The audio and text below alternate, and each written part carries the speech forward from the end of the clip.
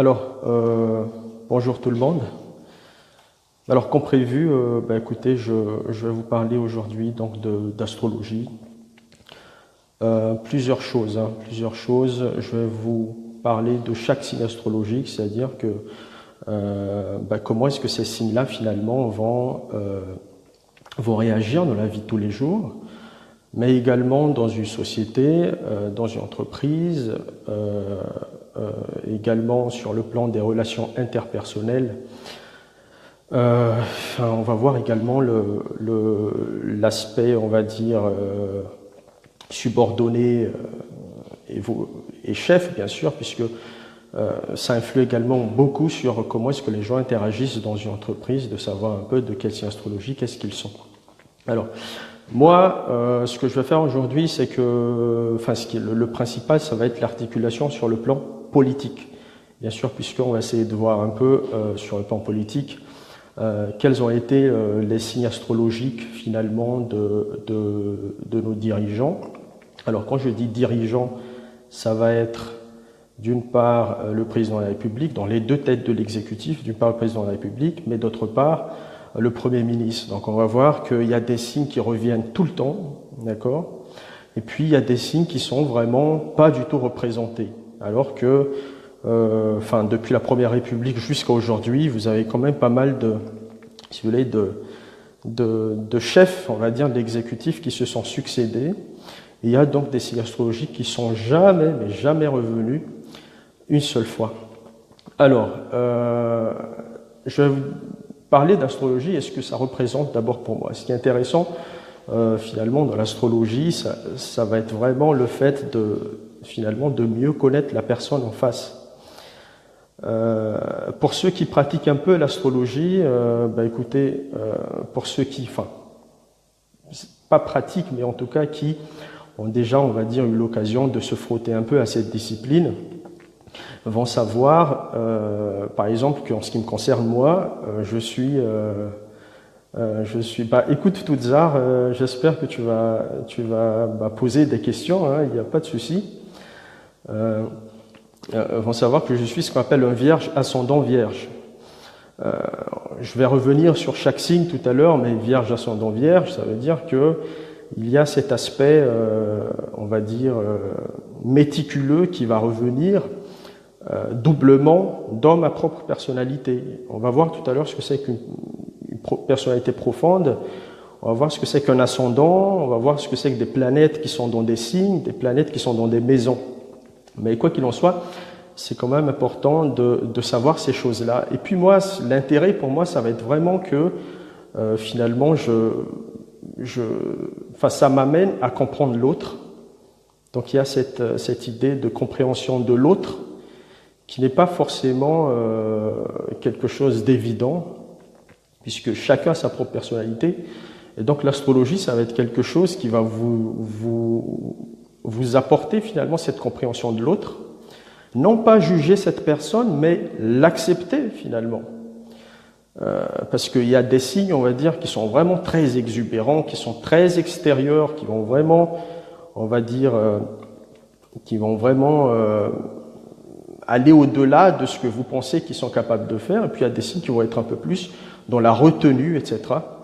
Donc voilà, tout ça on va voir. Hein. En tout cas, moi je m'éclate vraiment depuis que je pratique cette discipline. Je m'éclate vraiment parce que je m'amuse comme ça lorsque je me trouve dans des structures à poser des questions souvent sur le signe de la personne, etc. Et puis souvent ça correspond plus ou moins à ce à quoi j'ai pensé. Donc ça, c'est une très bonne chose. Alors, dès lors qu'on parle de signes astrologiques, il faut savoir que c'est relatif déjà, dans un premier temps, aux 4 éléments. C'est-à-dire qu'il y a ce qu'on appelle l'élément feu, il y a ce qu'on appelle l'élément... Oui, Toudzar, je vais parler du signe de la Vierge tout à l'heure. Alors, il y a ce qu'on appelle l'élément feu, il y a l'élément terre, l'élément eau et l'élément air. Alors, les éléments de feu, en fait, si vous voulez, c'est des signes, en fait, qui vont être dans l'enthousiasme, en fait. C'est des signes qui sont vraiment dans l'enthousiasme. C'est des signes qui sont passionnés, hein, quand ils font des choses. Je vais dire tout à l'heure, c'est quoi les signes de feu, mais ils sont vraiment hyper passionnés, d'accord?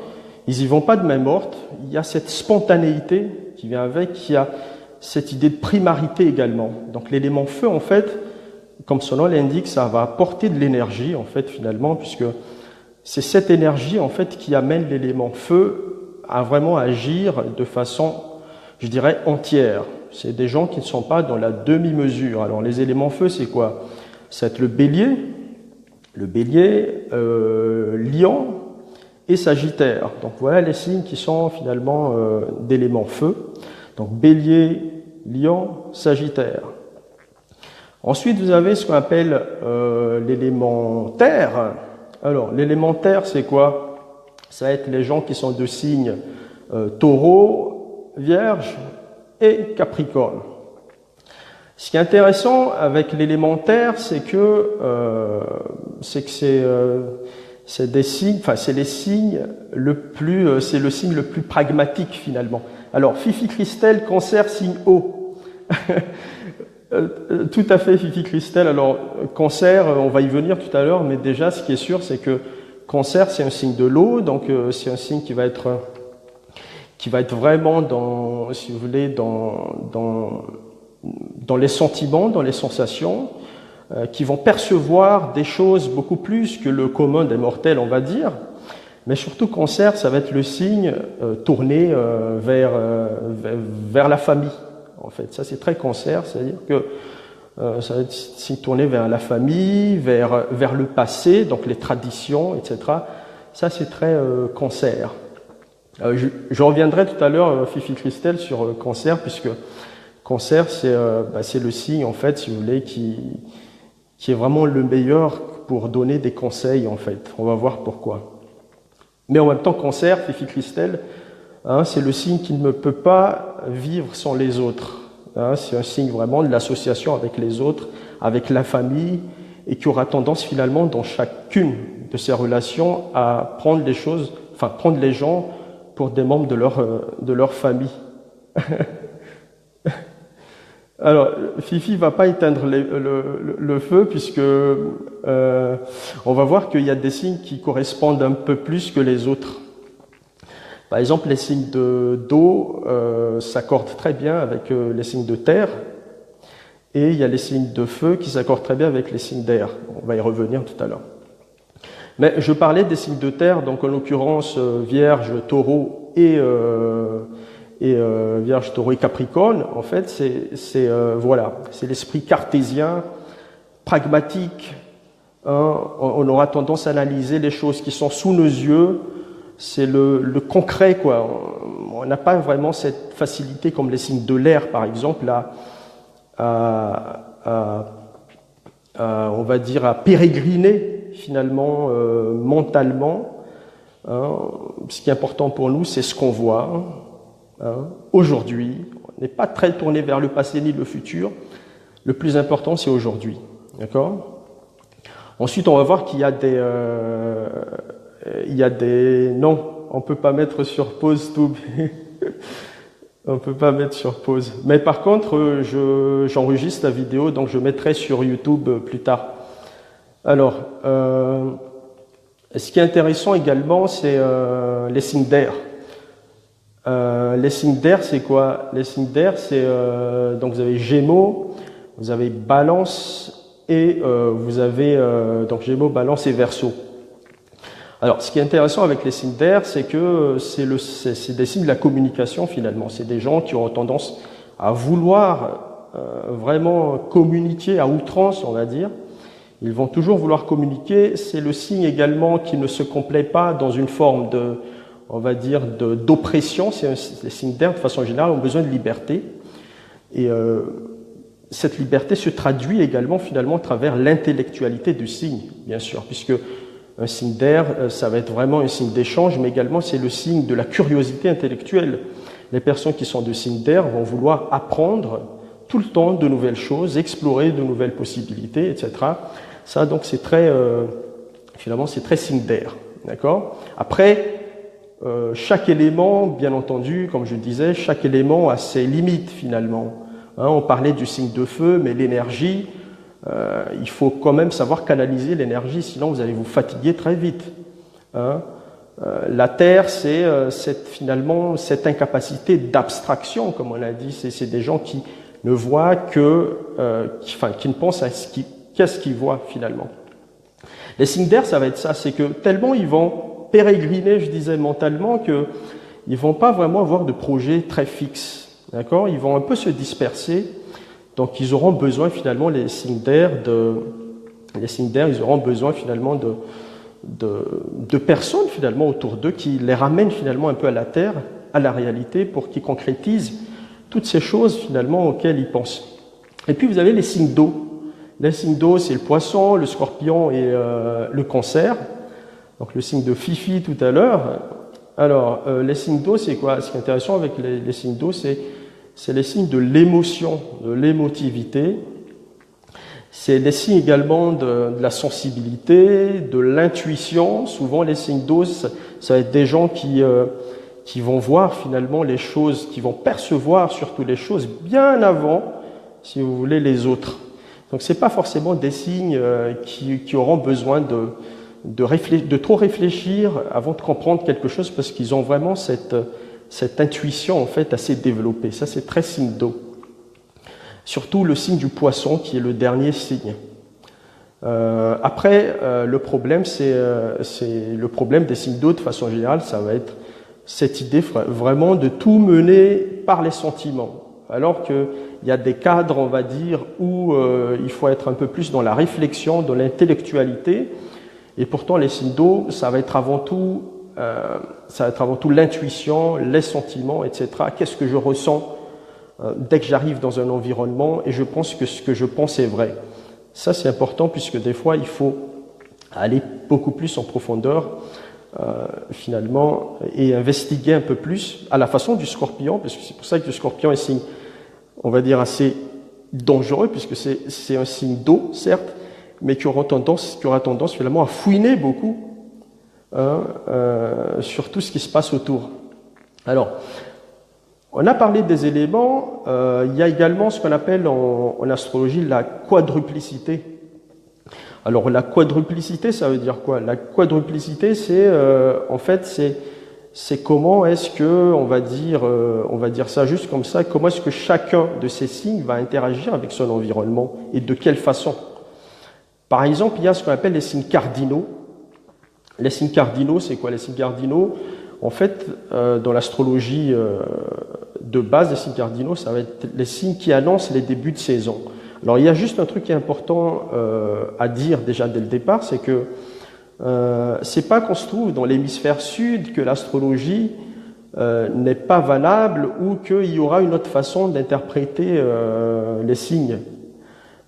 Puisque en fait, il a déjà été démontré par les astrologues et tous ceux qui pratiquent l'astrologie que finalement, il n'y a aucune espèce d'incidence sur le fait qu'on se trouve dans l'hémisphère sud ou dans l'hémisphère nord, puisque on va interpréter exactement, par exemple, un natif du Scorpion qui se trouve dans l'hémisphère nord aura exactement la même façon de réagir, de penser qu'un natif du Scorpion qui se trouve dans l'hémisphère sud, un Verseau de l'hémisphère nord, un Verseau de l'hémisphère sud. D'accord?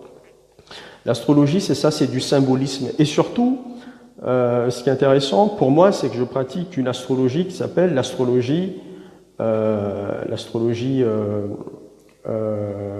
contraire de l'astrologie sidérale, c'est-à-dire l'astrologie tropicale. C'est-à-dire que l'astrologie tropicale, c'est une astrologie qui se base sur la rotation de la Terre autour d'elle-même, mais également sur la révolution de la Terre autour du Soleil. Donc, contrairement à l'astrologie sidérale où on va être vraiment dans les constellations, etc., même si l'astrologie tropicale se base également sur les constellations, mais en tout cas, il n'y a pas cette critique que les gens ont souvent dans l'astrologie sidérale, comme quoi, par exemple, il y a quelque chose qui revient tout le temps en matière d'astrologie sidérale, c'est le fait qu'il existe un 13e signe, qu'ils appellent d'ailleurs le signe du serpentaire. En fait, en astrologie tropicale, il existe tout simplement 12 signes astrologiques. Et en fait, le serpentaire, en fait, c'est une constellation qui se trouve à côté de la constellation du Scorpion. Et en fait, quand on observe la constellation du Scorpion, on va voir une partie en fait, de la constellation du Serpentaire, qui font que les gens disent qu'il y a un 13e signe. En fait, dans l'astrologie tropicale, oui, Herzou, alors, dis-nous quel signe tu as. Alors, dans l'astrologie tropicale, le signe du Serpentaire fait partie du signe du Scorpion. D'accord? Et ça se trouve surtout vers le 3e décan du Scorpion. Il faut savoir que chaque signe a trois divisions, donc premier décan, deuxième décan, troisième décan. Alors, donc les signes cardinaux, en fait, c'est ça, c'est les signes qui annoncent les débuts de saison, en fait. C'est comme le Bélier, par exemple, qui annonce le début de saison, le Cancer, la Balance et le Capricorne. Ce qui est intéressant dans les signes cardinaux, en fait, c'est des signes, encore une fois, d'impulsion. C'est des signes d'impulsion des signes qui auront tendance finalement à agir avant de réfléchir. Et c'est des signes, à l'instar du Bélier, par exemple, qui vont très rapidement canaliser. Non, Toub, je ne parle pas de Poudlard. Je ne parle pas de Serpentard, je parle de Serpentaire. Alors, voilà, les signes cardinaux, c'est ça. En fait, c'est des signes d'impulsion. C'est des signes, on va dire, qui vont aimer entreprendre des choses, d'accord, sans forcément mener ces entreprises à bout, d'accord. C'est pour ça que c'est important pour un signe cardinal, en fait, de se faire aider, par exemple, par des signes fixes. Parce que les signes fixes, de façon générale, ça va être des signes qui vont être un peu plus dans la durée, un peu plus dans l'endurance. C'est des signes qui seront un peu dans la routine, on va dire, qui vont aimer la routine. D'accord? Les signes fixes, ça va être par exemple le Taureau. D'accord? Signe fixe, ça va être par exemple le Scorpion, ça va être par exemple le Verseau. Tout ça, c'est en fait des signes fixes qui vont aimer faire les choses un peu plus dans la durée. D'accord? Et puis, vous avez enfin ce qu'on appelle les signes mutables. Alors, les signes mutables, en fait, c'est, on va dire, les signes qui terminent les saisons, en fait.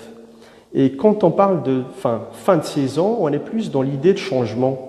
Les personnes qui sont de signes mutables, de façon générale, gèrent mieux les changements que les autres signes. D'accord? Ce qui est intéressant avec les signes mutables également dans l'astrologie, c'est qu'on les appelle également des signes doubles. C'est-à-dire que c'est des signes qui souvent une espèce de double personnalité. Hein? Je prends par exemple les deux premiers signes mutables qui sont par exemple le Gémeaux et la Vierge. Le Gémeaux, on reproche au Gémeaux justement d'avoir une espèce de double personnalité qui fait qu'on ne les comprend pas souvent. Et souvent, finalement, ils passent de l'une des personnalités à l'autre. C'est comme la Vierge. On parle par exemple de la Vierge folle et de la Vierge sage. Hein? Donc des fois, on ne sait pas trop à qui on a affaire. Est-ce qu'on a affaire à la Vierge folle ou à la Vierge sage? Donc c'est ça un peu les signes mutables. C'est des signes un peu versatiles, on va dire, mais qui sont très rapides hein, finalement dans le domaine, on va dire, intellectuel. Alors, on va prendre un à un maintenant ces signes astrologiques puisque c'est l'idée un peu aujourd'hui. Alors, Cyril, il me pose une question sur les balances tropicales. Alors, balance, ce que je peux te dire, Cyril, c'est que les balances, déjà j'ai oublié de le dire tout à l'heure, c'est que les signes sont gouvernés par des planètes. Et en fait, la balance est gouvernée par une planète qui s'appelle Vénus. Et Vénus, on va dire que Vénus, ça va être l'esthétique finalement, d'accord? Et ça se retrouve, je ne sais pas si c'est toi qui es Balance, mais je vais te dire tout de suite. Balance, c'est quoi? C'est un signe qui va rechercher de l'harmonie en tout, mais vraiment de façon, je dirais, un peu excessive. C'est un signe qui va chercher de l'harmonie dans tout, qui va vouloir tout harmoniser, d'accord? Harmoniser les couleurs, harmoniser les relations, par exemple.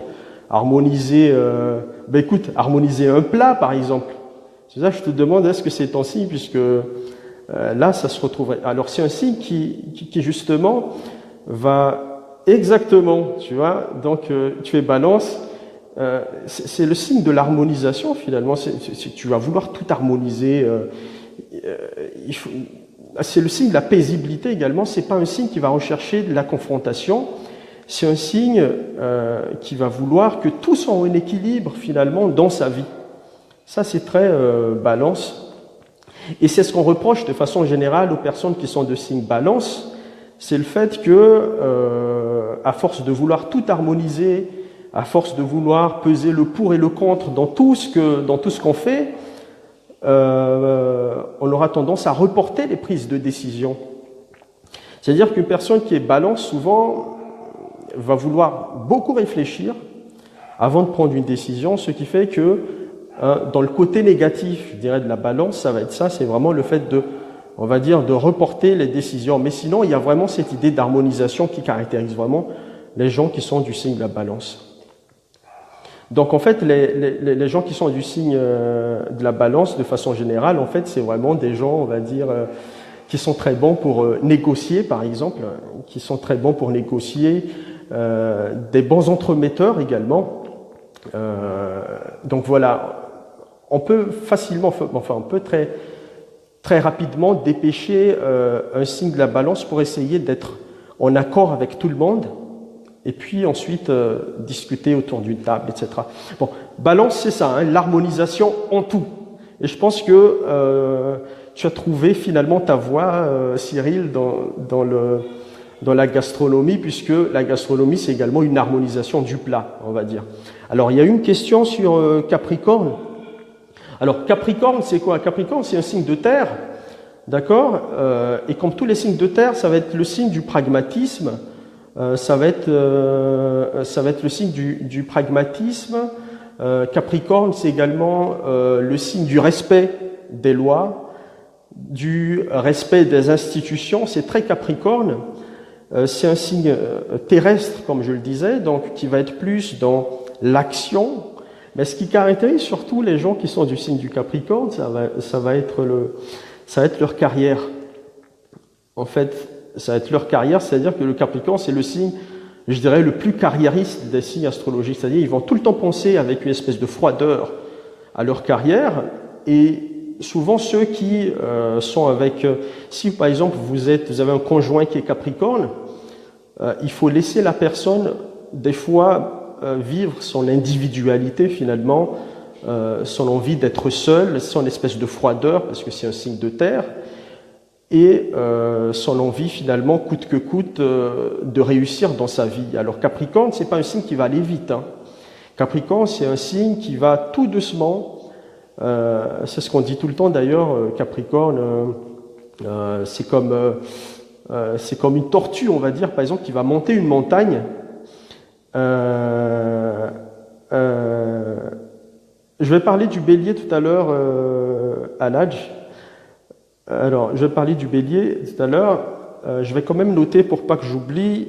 Et puis la question de Cyril sur les signes infidèles. Alors Bélier, je vais juste noter pour pas que j'oublie. Bélier, signe infidèle et cancer de Thierry. Voilà. Et compatibilité. J'y reviens.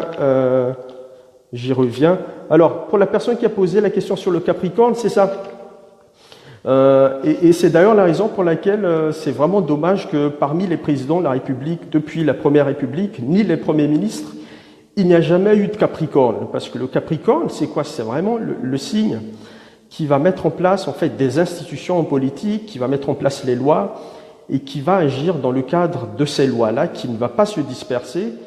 Donc, Capricorne, c'est ça. C'est le signe de la froideur également, et puis c'est vraiment le signe. Alors je disais, c'est comme une tortue, voilà ce que je disais tout à l'heure, qui va monter une tortue qui va monter en fait une montagne, qui ne va pas forcément voir loin, mais qui petit à petit, en montant la montagne, va se rendre compte qu'il n'a pas forcément choisi la bonne montagne, et à ce moment-là, il va falloir descendre la montagne et prendre une autre montagne. Et moi, ce que je dis aux personnes du Capricorne, de façon générale, c'est que peu importe la situation, sachant que tu es quelqu'un, parce que les Capricornes, c'est ça également, Capricorne, c'est des signes de maturité. En fait, les gens qui sont Capricornes, de façon générale, ont une maturité bien avant l'âge. Ils sont très matures bien avant ils sont très mûrs bien avant leur âge. Quand vous regardez une personne Capricorne, souvent, c'est une personne qui, vous vous trompez souvent sur son âge, parce que la personne aura l'air plus vieux que son âge, parce qu'ils acquièrent en fait cette maturité très rapidement. Alors, les ascendants modifient les signes. Alors, ça, c'est quelque chose, on va y revenir tout à l'heure, Cyril, mais les ascendants ne modifient pas le signe, parce que les ascendants, en fait, c'est quoi? C'est comment est-ce que socialement vous allez apparaître, finalement? Comment est-ce que les gens vont vous percevoir? D'accord? Alors que le signe, c'est ce que vous vivez intérieurement, et souvent, le signe astrologique, vous réagissez, en fait, selon votre signe, dans un cadre familial. Alors que les ascendants, c'est plus ce que vous laissez transparaître, en fait, socialement, par rapport à des gens que vous ne connaissez pas forcément. C'est pour ça que c'est très difficile, parfois, de deviner le signe astrologique de la personne, parce que son ascendant peut être complètement différent de, on va dire, de son signe. Alors, il y a eu la question de Aladj sur les béliers. Alors, j'y viens maintenant. Donc, bélier, si vous avez compris tout ce que je disais tout à l'heure, bélier, c'est un signe cardinal, d'accord? C'est un signe cardinal et c'est un signe de feu, d'accord? Donc, alors, il y a juste un truc avant que je commence, c'est que même si je vais dire des choses et que vous n'allez pas forcément vous reconnaître dans ce que je vais dire, ne vous inquiétez pas, puisque c'est la carte natale qui va tout déterminer. C'est-à-dire que vous avez beau être, par exemple, bélier, si vous avez, par exemple, un maximum de planètes qui sont dans des signes d'air, par exemple, à ce moment-là, vous allez être plus air que bélier. Mais bélier, c'est quoi? En fait, bélier, je disais tout à l'heure, c'est un signe de feu. Donc, il y a cette fougue, il y a cet enthousiasme, il y a cette spontanéité, il y a cette passion. Ça, c'est très bélier.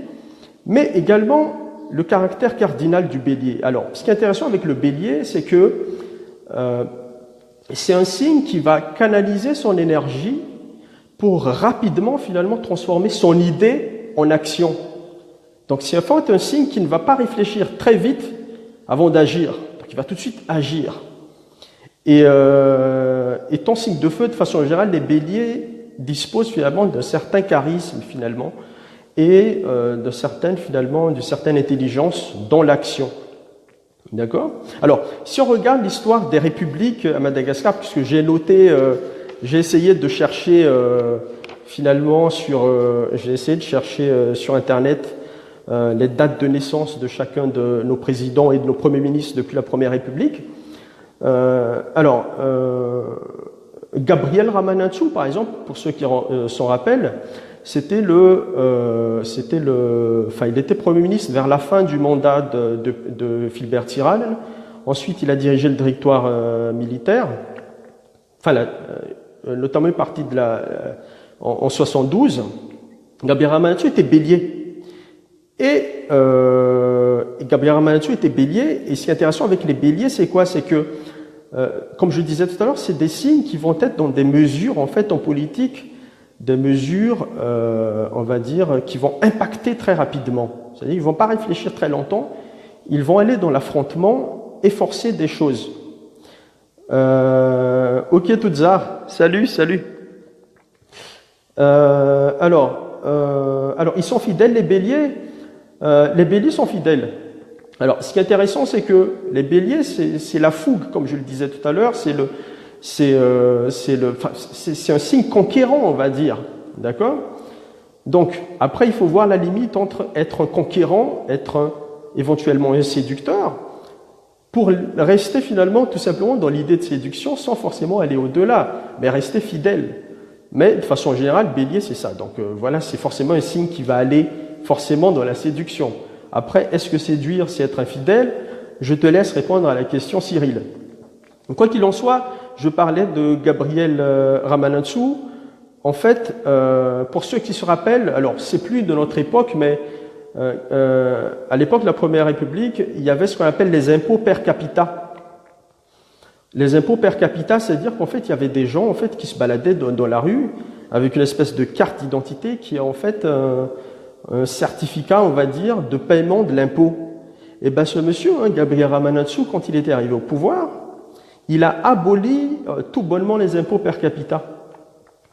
Et donc vous voyez le tempérament finalement du bélier, à ce moment-là, ça va être vraiment le signe qui va vraiment être dans des mesures, je dirais, vraiment dans des mesures qui vont impacter immédiatement, dans des mesures fortes. D'accord? Et puis de façon générale, les béliers, comme les signes de feu, de façon générale, que ce soit bélier, le lion ou le bélier, lion ou le sagittaire, en fait, c'est des signes, comme c'est des signes de feu, donc c'est des signes qui vont agir très rapidement. Donc c'est pour ça que c'est des signes pour qui, finalement, le pouvoir s'impose, on va dire. Alors il n'y a pas eu que Ramanatsu, hein. Richard Hatsimanjab était bélier également. Alors Richard Hatsimanjab était bélier. Donc, comme je disais, c'est un signe cardinal, ça va être l'action et on va vraiment on va agir vraiment de façon à impacter très rapidement, d'accord? Et on connaît, certes, Richard Hatsimanjab par l'idée par son idée de Fuknul, finalement, les Fuknul, mais Richard Hatsimanjab, il ne faut pas oublier que c'est celui qui, en fait, finalement, qui préparait les nationalisations en fait à l'époque. C'est-à-dire qu'en fait il y avait des nationalisations d'entreprises étrangères à Madagascar qui préparaient et qu'il allait vraiment, s'il était resté plus longtemps, nationaliser, mais à force si vous voulez, d'accord? Notamment par exemple la Lyonnaise des Eaux, etc. Et donc voilà, donc vous voyez très bien le caractère cardinal en fait en politique, ça va être le signe qui va agir immédiatement. Si je regarde par exemple dans mon référentiel, Joël Rakutmalal était bélier, je n'ai pas trop de choses à dire sur le personnage. Pascal Rakutmav était bélier, d'accord, le premier ministre de Didier Ratsir en 96 quand il était revenu, Pascal Rakutmav était bélier. Et en fait, c'est sous l'impulsion de ce bélier-là qu'on avait finalement commencé à parler de gouvernance à Madagascar. D'accord? En fait, c'est le duo Pascal Rakutmav et Tatel Njenariv. Tatel Njenariv, il était Gémeaux. Mais c'est ce duo-là, en fait, qui a vraiment mis en place ce concept de gouvernance à Madagascar, mais également le concept d'orthodoxie financière, d'accord. Et puis ils ont renégocié vraiment tout un tas de choses par rapport à ce qui avait été fait notamment par le président Zafelbert. On va reparler de lui tout à l'heure. Lui, il était taureau, d'accord. Notamment la négociation de ce qu'on appelle les initiatives pays pauvres très endettés, les PPTE, d'accord, où il a fallu vraiment ressortir Madagascar de tous ces problèmes de financement parallèle à l'époque de Zafelbert, etc. Donc ça c'est on va dire ça c'est ce qui est intéressant, on va dire finalement dans l'analyse. Alors Cyril me pose la question sur les défauts des béliers dans le cadre familial. Alors ce qu'il faut savoir, c'est que encore une fois il faut voir, même si la personne est de signe bélier, il faut voir où se trouve par exemple Mars, puisque Mars, dans quel signe se trouve Mars, puisque Mars est une planète rapide et c'est la planète de l'action, on va dire. Il faut voir où se trouve sa Lune, il faut voir où se trouve Vénus, mais de façon générale, les béliers dans le cadre familial, ça dépend de son conjoint. Ça dépend de son conjoint dans le cadre familial. Mais un bélier, ce qui est intéressant avec un bélier dans le cadre familial, c'est que ça va tout le temps bouger, en fait. C'est-à-dire que la personne va tout le temps agir, va mettre en place tout le temps des choses, va tout le temps avoir des idées et va tout le temps les concrétiser. D'accord? C'est très bélier, c'est-à-dire qu'on ne va pas réfléchir 36 heures avant de faire un truc. S'il y a une idée qui germe, on va tout de suite concrétiser. Ça c'est aussi bien donc on va dire les qualités, mais le défaut ensuite, puisque à ce moment-là, on aura tendance à agir finalement avant de réfléchir, et donc ça peut parfois poser des problèmes. Alors, il faut voir quel est le signe astrologique du conjoint, comme ça on va pouvoir finalement bien analyser comment est-ce que le bélier, parce qu'un bélier avec un bélier, ben écoute, les deux, ils vont s'accorder, d'accord? Un bélier avec une balance par exemple, alors c'est deux opposés, mais astrologiquement ça peut marcher. Alors, par exemple, si tu pouvais me dire le bélier, par exemple, dont tu parles là, dans le cadre familial, c'est un bélier en tant qu'enfant, par exemple, et toi tu es le parent, ou c'est un bélier D'accord. Donc, ok. Dans ce cas, si elle est bélier et que toi tu étais quoi, Cyril? Tu étais balance. Bah, voilà ce qui est intéressant en astrologie, en fait. Ce qui est intéressant en astrologie, c'est que bélier et balance, c'est deux opposés. C'est vraiment les deux opposés. C'est comme vierge et poisson, par exemple. Mais astrologiquement parlant, c'est les opposés qui se complètent. Donc, à partir de là, si toi tu es balance et qu'elle est bélier, en fait, vous vous complétez parce que chez elle, il y a ce manque de tact, on va dire. Il y a ce manque, on va dire, de recul. Hein, chez le bélier, il y a un manque de recul, mais il y a quand même vraiment cette idée de canalisation d'énergie, de trop plein d'énergie, où on va vraiment agir, et on va agir entièrement. Donc c'est un signe, on va dire que je comprends pourquoi tu avais posé la question sur est-ce que bélier non, t'inquiète pas. Ce qui est intéressant avec le bélier, Cyril, c'est que c'est un signe entier. C'est un signe qui n'est pas dans la demi-mesure. C'est un signe qui n'est pas dans la demi-mesure. C'est un signe qui va vraiment qui va jouer franc jeu, qui n'est pas capable de jouer un double jeu, on va dire. Le bélier, ça va être un signe entier, et cette entièreté va se retrouver vraiment dans chacune de ses actions. Et donc, en fait, toi, en tant que balance, tu vas finalement être celui qui va avoir un peu plus de recul sur tout, et tu vas l'aider finalement à canaliser son énergie, d'accord? Parce qu'elle a vraiment ce trop plein d'énergie, donc tu vas l'aider à canaliser. Alors, qui d'autre? À la 4e République, Jean Ravel-Larive, par exemple, était bélier, d'accord? Jean Ravel-Larive, pour ceux qui s'en rappellent, c'était le Premier ministre avant le Premier ministre actuel. Jean Ravel-Larive était bélier, et on a vu vraiment cette confrontation bélier-scorpion, puisque c'est très caractéristique. Je ne vais pas vraiment beaucoup parler politique de la 4e République, mais non, mais je ne fais que dire la vérité, Cyril. Alors, ce qui est intéressant, c'est que Jean Ravel-Larive était bélier, et le président de la République, il était scorpion. Et vous avez vu cette confrontation en fin de mandat du Premier ministre, où il y a eu cet imbroglio, on ne savait pas trop comment ça s'est passé, puisque l'autre a dit « je n'ai rien signé », et pourtant il y avait une lettre dans laquelle le Premier ministre aurait signé sa démission. Et donc à ce moment-là, il a voulu faire front, et vous voyez le caractère, le tempérament du bélier finalement en politique également, à travers le fait que c'est pas un signe qui va se laisser faire. Donc ça c'est bélier également, c'est un signe qui va pas se laisser faire. C'est le signe de l'entêtement, on va dire, d'accord? L'entêtement qui n'est pas forcément une mauvaise chose, hein, bien sûr. Alors, ce que je peux dire finalement aux personnes qui sont de signe bélier, c'est essayer d'évaluer finalement les obstacles. Essayez vraiment d'évaluer les obstacles. Ne foncez pas toujours dans tout ce que vous faites. Essayez de voir, parce que autant que vous êtes bon pour frapper des obstacles, autant il y a des obstacles que vous n'allez pas pouvoir passer. Et donc si vous n'analysez pas, si vous ne prenez pas suffisamment du recul sur la situation, vous pouvez tomber sur une pierre et vous vous en sortirez pas. D'accord? Alors, il y a une question de Thierry sur Cancer. Alors, Cancer, Thierry, Cancer, je disais tout à l'heure, c'est un signe d'eau. Donc, Cancer, c'est un signe qui va ressentir les choses de façon très profonde. D'accord? Cancer, c'est un signe d'eau également, c'est le signe de l'intuition, c'est le signe des sentiments. C'est un signe tourné vers la famille. Merci Cyril. C'est un signe tourné vers la famille.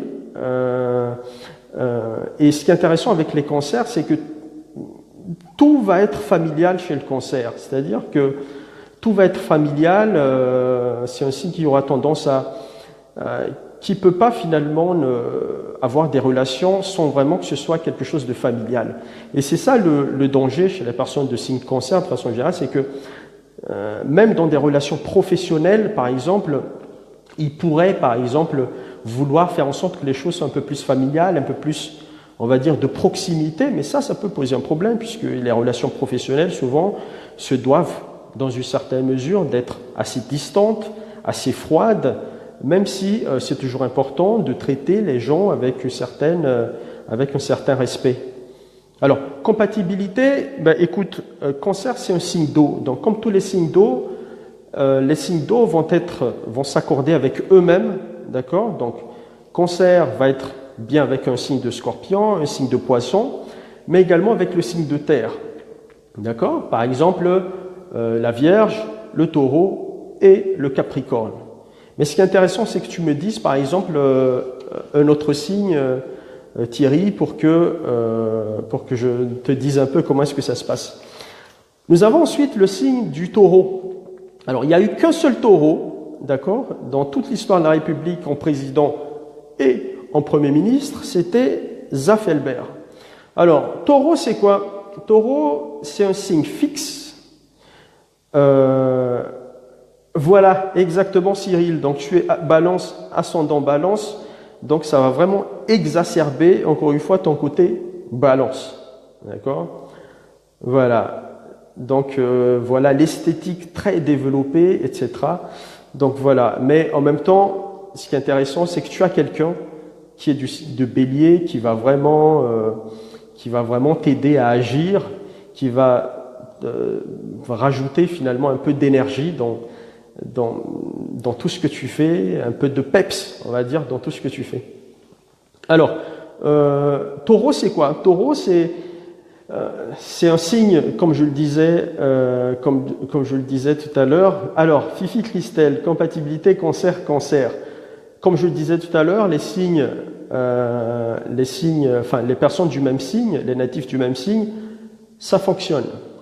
Ça fonctionne forcément, puisque vous allez être vraiment dans ce petit cocon familial et vous allez aimer être là-dedans. Après, le problème, c'est que vous allez être comme tous les signes du cancer. Cancer, ça va être vraiment très porté sur les sentiments, d'accord? Et être très porté sur les sentiments, ça veut dire que vous aurez du mal à juger de façon objective votre entourage et tout ce que vous faites. Puisque vous êtes chacun de signe d'eau, donc à ce moment-là, il faut essayer, je dirais, d'être un peu plus réaliste dans vos projets, par exemple, ou dans vos appréciations de ce qui vous entoure, c'est-à-dire ne pas tout mener à l'aide des sentiments, puisque d'accord, mais également il faut que vous sachiez également affirmer votre individualité, puisque cancer, je le disais, c'est le signe de la famille, et donc c'est pas un signe très individuel ni individualiste, c'est un signe qui va vouloir finalement être tout le temps dans ce cocon familial, qui va travailler, par exemple, qui va aller travailler le matin et qui va tout le temps penser comment est-ce que la famille va, etc., qui aura un problème d'individualité. D'accord? Mais c'est un signe, parce que bon, en même temps, compatibilité, ça veut dire plein de choses, parce que vous pouvez être d'accord sur le moment, mais la compatibilité, c'est également les projets, d'accord? Et les projets, c'est quelque chose d'objectif, c'est de la matérialité, il va falloir mettre, on va dire, rendre, je dirais, matériel, rendre physique,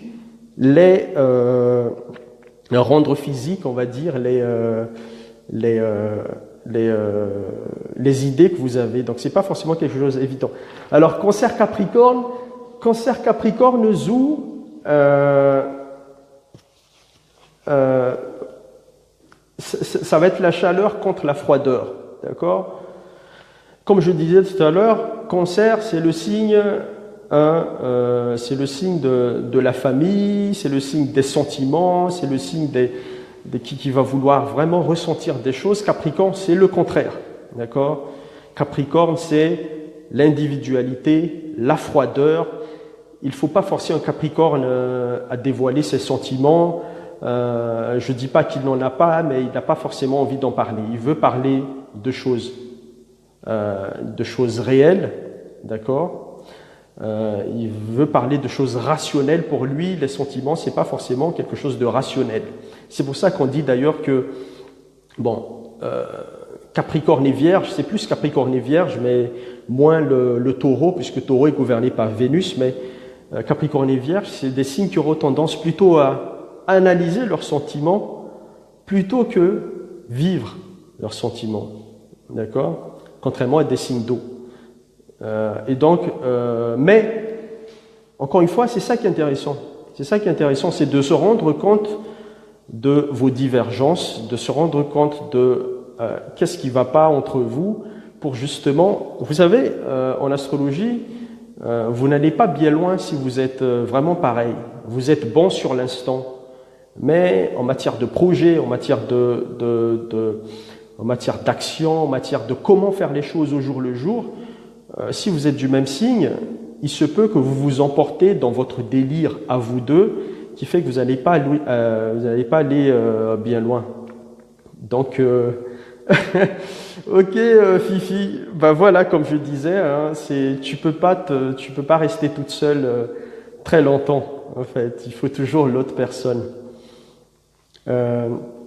Donc ça, c'est quelque chose qu'il faut voir très rapidement. Alors,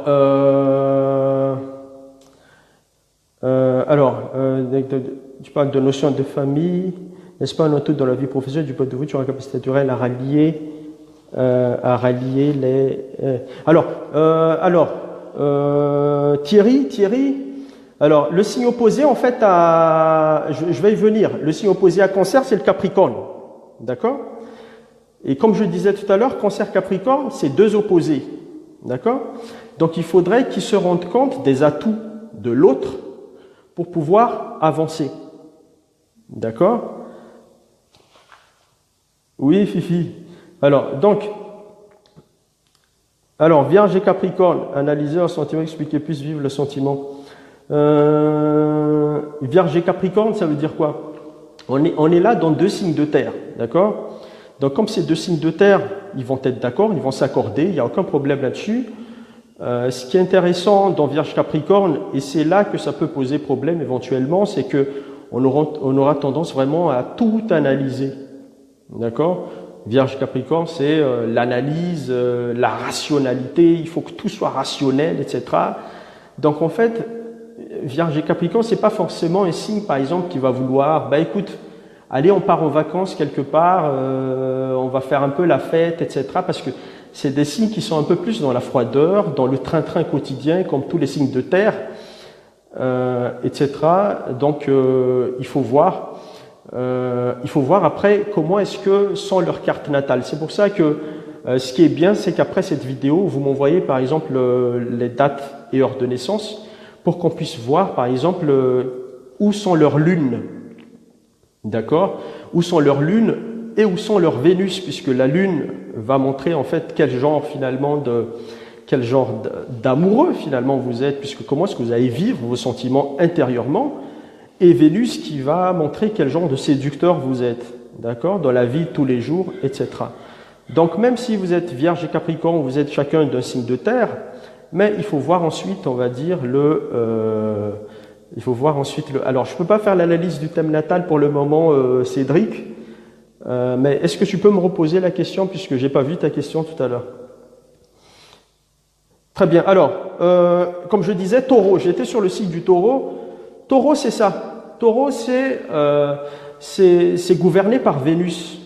En fait, ne pensez pas Taureau comme la bête, en fait. D'accord? Parce que si vous pensez Taureau comme la bête, vous allez penser au bélier, alors que Taureau, c'est pas le bélier. Le Taureau, ça va être gouverné par Vénus, donc encore une fois, l'amour, l'esthétique, etc. Le signe du Taureau, c'est le signe du train-train quotidien. Quand on dit Taureau, ça va être métro, boulot, dodo. Hein, les personnes natifs du Taureau, ça va être des personnes en fait qui vont aimer rester dans leur train-train quotidien. Les personnes du Taureau, c'est également des gens qui auront une vie, on va dire, des petits plaisirs de vie, en fait. Contrairement au Sagittaire, par exemple, le Taureau, ça va être un signe qui va se complaire dans une certaine forme, si on va dire, de facilité. On ne va pas chercher des choses difficiles.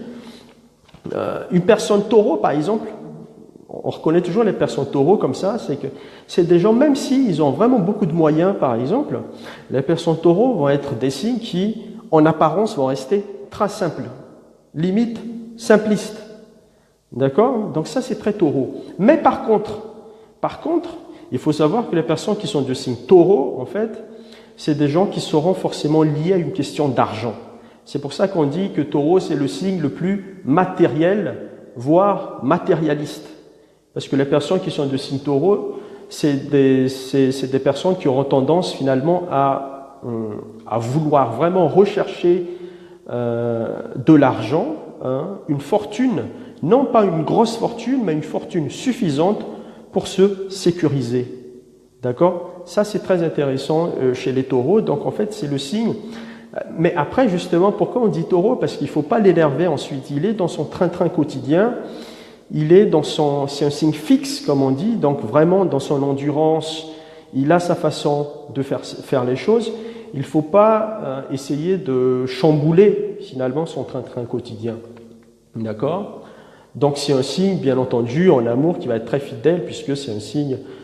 encore une fois, qui va être très, on va dire, qui aura une présence énorme, qui va être très pragmatique et qui ne va pas se disperser. Donc ça, c'est les personnes du signe taureau. Alors, en politique, Zaffelberg, par exemple, était taureau et on reconnaît tout de suite le caractère taureau, puisque les taureaux, encore une fois, c'est des signes qui n'aiment pas l'exubérance, en fait. Les personnes qui sont taureaux, ils n'aiment pas l'exubérance. En fait, il dénonce carrément cette exubérance. D'accord? Et on ne peut pas envisager de changement de signe, Cyril, à moins que tu aies une autre vie par ailleurs. Alors, est-ce que tu peux me dire quel signe tu aimes? Enfin, dans quel signe tu aimerais te réincarner, on va dire? Alors, et on reconnaît Zaffelberg justement dans son côté taureau à travers à travers les impamok. Pour ceux qui se rappellent de Zaffelberg, c'est les impamok, c'est-à-dire que régulièrement il sortait des dossiers sur tout un tas de bandes, etc. Et il parlait des dossiers de tout le monde. Il mettait ça au grand jour. Et donc ça, c'est très taureau, c'est-à-dire la dénonciation. Ils n'aiment pas tout ce qui est un peu exubérant, etc. D'accord? C'est pour ça que un taureau, par exemple, face à un lion, il ne va pas l'apprécier du tout. Hein. Un lion, ça va être le signe de l'exubérance. Il faut que je voie. Alors, Kevin, parle-moi du Capricorne. Alors, Capricorne, comme je disais, j'en ai déjà un peu parlé, Capricorne, c'est un signe de terre. Donc, ça va être un signe pragmatique. Donc, c'est le signe qui va réfléchir, qui va penser, qui va vraiment penser, qui aura tendance à tout analyser, on va dire, tout analyser, mais vraiment dans les détails, ce qu'il voit. C'est un signe pragmatique. Mais Capricorne, c'est avant tout le signe, comme je le disais tout à l'heure, de la carrière. C'est le signe le plus carriériste de tous les signes. C'est-à-dire qu'il aura tendance à penser à sa carrière systématiquement. Hein. C'est également le signe, je disais, de la froideur quelque part. C'est pas un signe forcément porté sur les sentiments comme tous les signes de terre de façon générale et notamment la Vierge, mais Capricorne, c'est pour ça que je conseille tout le temps, comme je le disais, aux personnes qui ont un conjoint Capricorne, d'accepter cette envie d'être seul, d'accepter cette froideur qui les caractérise, parce que c'est des signes qui auront tendance vraiment à être un peu plus dans la matérialité, hein, dans la carrière, qui ont vraiment tendance à penser à leur carrière. Après, il faut voir ton ascendant, Kevin, parce que tu peux être Capricorne, mais peut-être que tu as un autre ascendant, peut-être tu auras une lune dans un signe, Vénus dans un autre signe, donc ça on peut en reparler plus tard.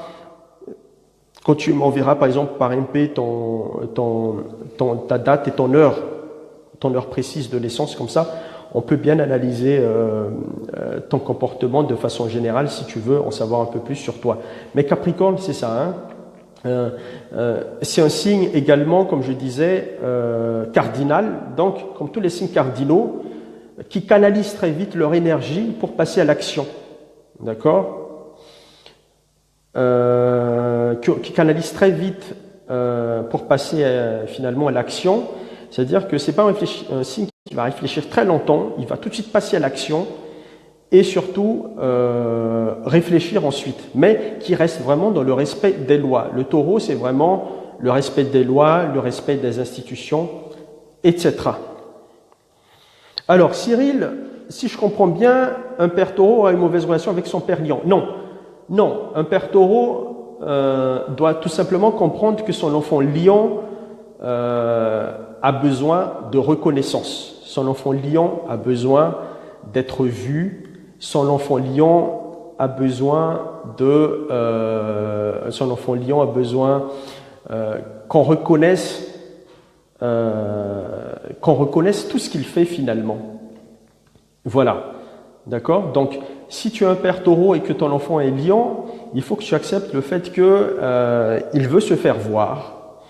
Il veut se mettre. C'est pas un signe qui aime, on va dire qu'on lui vole la vedette finalement. Hein. Les lions, ils veulent être les centres du monde, le centre d'intérêt.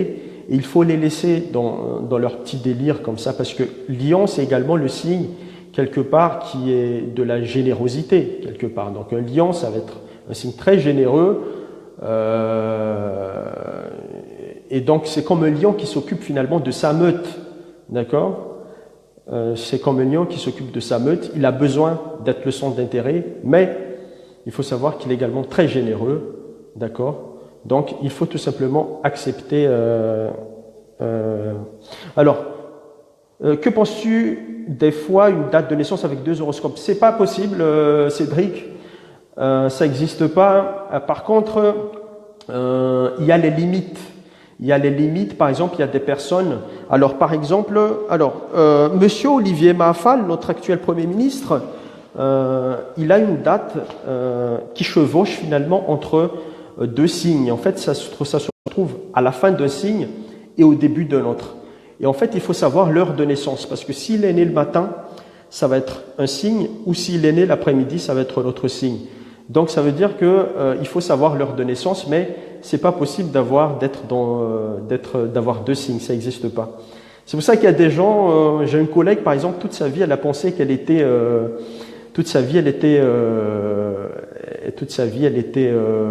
comment dire, toute sa vie, elle était Poisson, alors qu'en fait, elle est Verseau. Alors Cédric, 22 novembre, donc justement, donc toi, tu vas être à cheval entre Scorpion et Sagittaire. Donc il faut voir à quelle heure tu es né. Donc on verra ça plus tard. C'est selon ta naissance et ton lieu de naissance, tu vas être soit Sagittaire, soit Scorpion.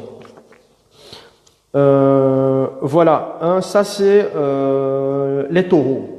On passe maintenant au Verseau. Alors Verseau, c'est non pas Verseau, Gémeaux, je m'excuse. Gémeaux, c'est un signe d'air, d'accord.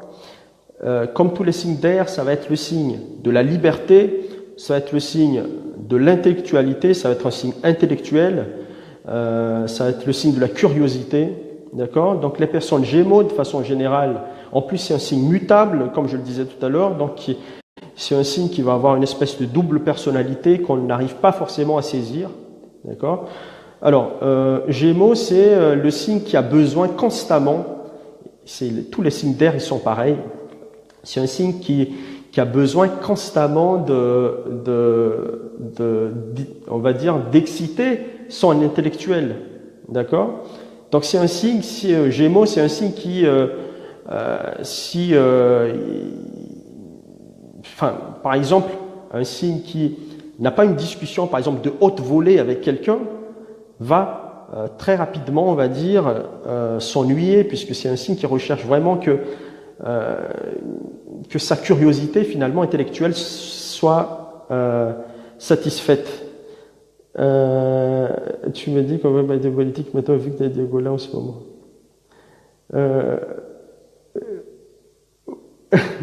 Oui, on parle de politique quand tu veux, Kevin. Mais comme je disais justement tout à l'heure, il n'y a jamais eu de Capricorne dans toute l'histoire des républiques à Madagascar depuis la Première République en président et en Premier ministre. Il n'y a jamais eu de Capricorne.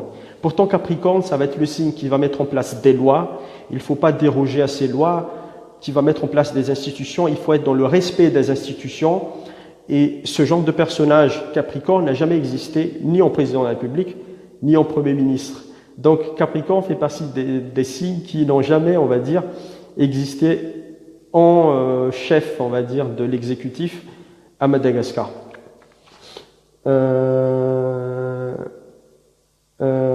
Scorpion, Balance.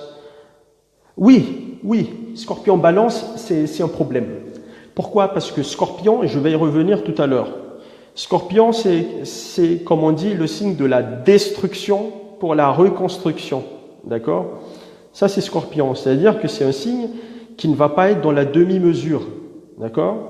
C'est un signe qui va fouiner en profondeur, qui va tout raser et qui va reconstruire par-dessus. Donc, Scorpion, c'est un signe qui gère les changements à sa façon.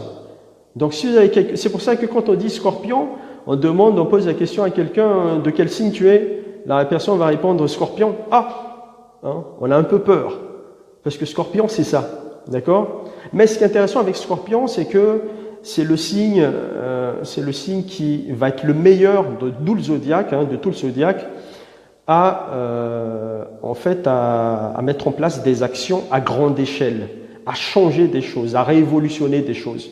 Là, ils sont bons. Mais ce tempérament Scorpion, dans une échelle, on va dire, réduite, là, ça peut poser des problèmes. Hein. Donc, Scorpion, c'est ça, c'est la destruction par la destruction pour la reconstruction. C'est le signe du tout ou rien, hein, et c'est en plus un signe d'eau. D'accord? Donc, ça va bouillonner, mais fortement à l'intérieur. Ça aura tendance à s'autodétruire. Et bien sûr, ça aura tendance, on va dire, à reporter ensuite, comme tous les signes d'eau, cette autodestruction sur son vis-à-vis. D'accord? Mais Scorpion, c'est un signe que j'aime bien, donc il faut savoir gérer tout simplement le tempérament, je dirais, Scorpion. Ensuite, alors, au niveau de, puisque je suis sur Gémeaux, alors Gémeaux, il n'y en a pas eu beaucoup, mais ce qui est intéressant avec Gémeaux, comme je disais tout à l'heure, c'est le signe, encore une fois, des échanges, de l'intellectualité. C'est un signe qui va être très bon pour parler en public de façon générale. Alors, pour ceux qui se rappellent, dans la Deuxième République, Désiré Rakutwardson, qui est le Premier ministre le plus long des histoires de toute l'histoire des 4 républiques confondues, Désiré Rakutwardson était Gémeaux.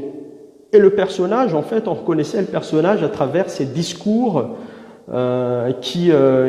il était très bon pour discourir, d'accord? Il parlait très bien en public. Lorsqu'il y avait des festivités, lorsqu'il prenait la parole, il savait haranguer les gens. Il était très bon à ce niveau. Hein, ça, c'est Désiré Rakutwardson. Et Charles Rabé-Mananzar, le deuxième Premier ministre de Ravaloman, était également Gémeaux. Et donc, André Radziwiłł, il est Gémeaux également. Et justement, vous retrouvez toujours dans Gémeaux, comme je le disais tout à l'heure, c'est un signe mutable. D'accord? Gémeaux, c'est un signe mutable, donc ça va être un signe qui va apporter du changement et qui va être à l'aise dans l'idée de changement. D'accord? Et Marc Ravaloman, par exemple, Marc Ravaloman, les Sagittaires, c'est un signe mutable.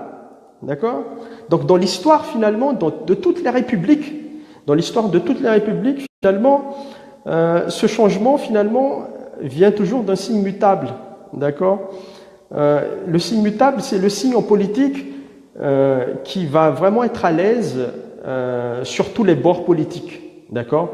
C'est un signe j'ai pas envie de dire du mal forcément des signes mutables, puisque je suis moi-même un signe mutable, mais en politique, un signe mutable, ça va être un signe qui va savoir discuter avec tout le monde, peu importe leur bord politique, ils sont capables de s'adapter. C'est le signe de l'adaptation. Les signes mutables s'adaptent très facilement à toutes les situations. D'accord? Donc voilà ce qu'on peut dire sur Gémeaux. Cancer, merci Cyril. À très bientôt alors, merci. Après Gémeaux, il y a Cancer.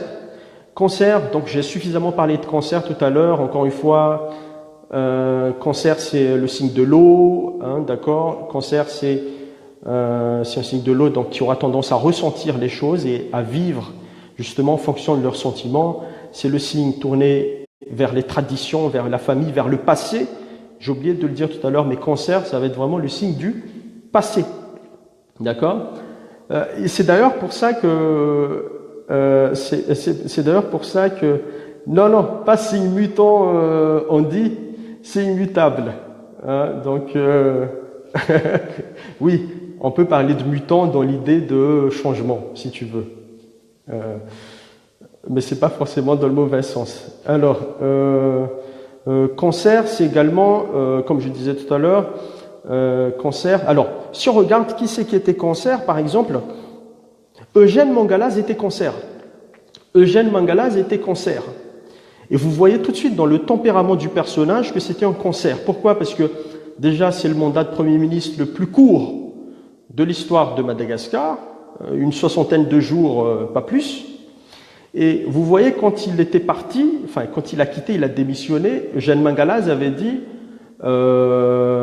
j'ai démissionné parce que j'avais peur d'un bain de sang. C'est ce qu'il avait dit. J'ai démissionné parce que je craignais un bain de sang. Vous voyez là tout de suite le tempérament Cancer, c'est-à-dire que je respecte le personnage parce que Eugène Mangalaz, c'est quand même, je sais plus combien de doctorats le monsieur il a. C'est un grand enseignant-chercheur à Madagascar. C'est quelqu'un de très respecté, mais en politique, un Cancer, ça va être vraiment quelqu'un qui, finalement, comme je le disais, aura tendance finalement à beaucoup écouter ses sentiments, finalement. Et ça, c'est très Cancer.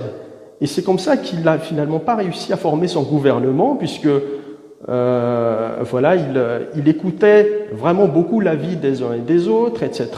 Contrairement, par exemple, à un Bélier ou un Lion ou par exemple un Capricorne, ils auraient foncé.